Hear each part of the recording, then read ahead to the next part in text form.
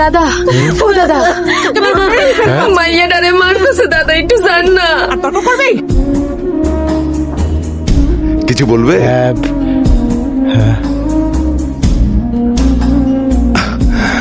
High.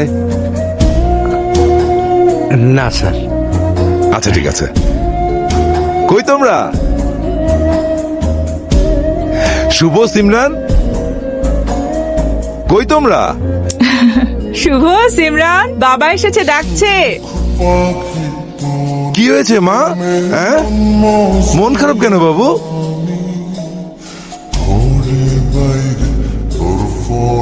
বাবা, কি হয়েছে তোমাদের? বকেছি দুটোকেই। একটু আগে আইসক্রিম খেতে চেয়েছিল, বারণ করেছে বলে মন খারাপ করেছে। তুমিই বলো, যদি ঠান্ডা লেগে যেত তখন? তুমিই বলো। মায়ের কথা শুনতে হয় বাবা। আচ্ছা ঠিক আছে কুসুম, দুজনকে 1 চামচ করে আইসক্রিম দিবি, ঠিক আছে? যাও বাবা, যাও। আপু, ওখানে কোনটা আমাদের মা?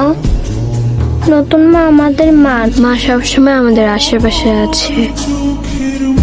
এই মাটা না একদম ভালো না। তুমি বাবাকে বলো না কেন? বাবাকে বললে পরে তোকে মারবে। তাহলে আমি বাবাকে বলে দিব, নতুন মা ভালো না, তোমাকে খালি মারে। না ভাই, তুই কিচ্ছু বলিস না। বাবাকে সময় সুযোগ বুঝে আমি বলবো। তুই বলিস না ভাই, পরে তোকে মারবে। কিছু বলবি? মানে ভাইজান, চাই কি চিনি ঠিক আছে? পারফেক্ট। আচ্ছা ঠিক আছে। আঙ্কেল, মারলে কাকে বলতে হয়?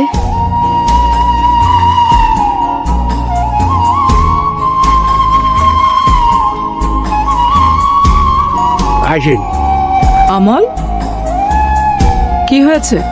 ওনারা দেখা করবে স্যার আপনার সাথে।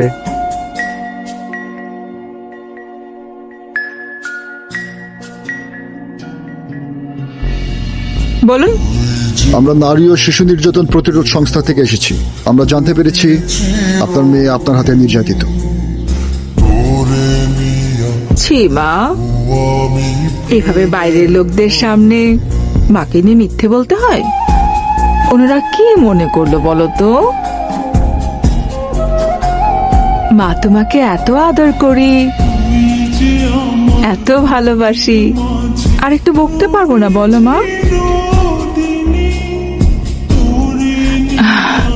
ওর একটু অ্যালার্জির প্রবলেম আছে, খাবারে অনিয়ম করলে এরকম হয়, এরকম লাল লাল হয়ে যায়। 2-3 ওষুধ খায়নি তো, তাই বকেছিলাম। আর তাই রাগ করে আপনাদের কাছে কি বলেছে কে জানে।